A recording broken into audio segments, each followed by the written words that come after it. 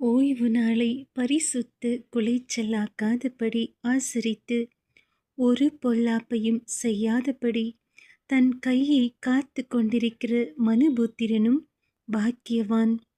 என் ஓய்வு நாட்களை ஆசரித்து கர்த்தர் சொல்லுகிறது என்னவென்றால், கர்த்தரை சேவிக்கவும் கர்த்தருடைய நாமத்தை நேசிக்கவும் என் உடன்படிக்கையை பற்றி கொண்டிருக்கிற அந்நிய புத்திரர் அனைவரையும்.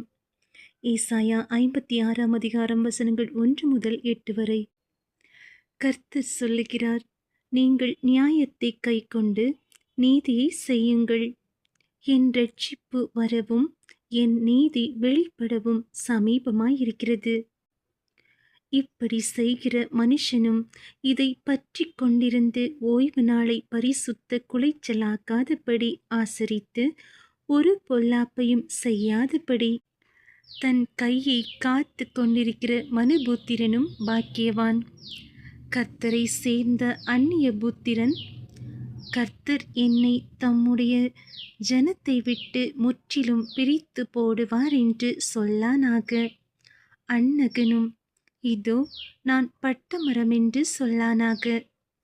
என் ஓய்வு நாட்களை ஆசரித்து எனக்கு இஷ்டமானவைகளை தெரிந்து கொண்டு என் உடன்படிக்கையை பற்றி கொள்ளுகிற அந்நகர்களை குறித்து கர்த்தர் சொல்லுகிறது என்னவென்றால், நான் அவர்களுக்கு என் ஆலயத்திலும் என் மதில்களுக்குள்ளும் குமாரருக்கும் குமாரத்திகளுக்கும் உரிய இடத்தையும் கீர்த்தியையும் பார்க்கிலும் உத்தம இடத்தையும் கீர்த்தியையும் கொடுப்பேன் என்றும், அழியாத நித்திய நாமத்தை அவர்களுக்கு அருளுவேன்.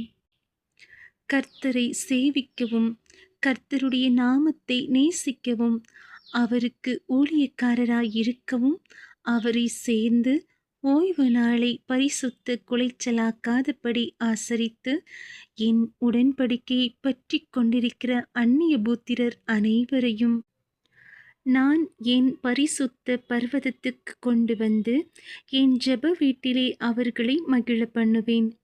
அவர்களுடைய சர்வாங்க தகனங்களும் அவர்களுடைய பலிகளும் என் பலிபீடத்தின் மேல் அங்கீகரிக்கப்பட்டிருக்கும். என்னுடைய வீடு சகல ஜனங்களுக்கும் ஜெப வீடு என்னப்படும். இஸ்ரவேலில் தள்ளுண்டவர்களை சேர்க்கிற கர்த்தராகிய ஆண்டவர் அவனிடத்தில் சேர்க்கப்பட்டவர்களை அல்லாமல் இன்னும் அவனிடத்தில் சேர்ப்பேன் என்கிறார்.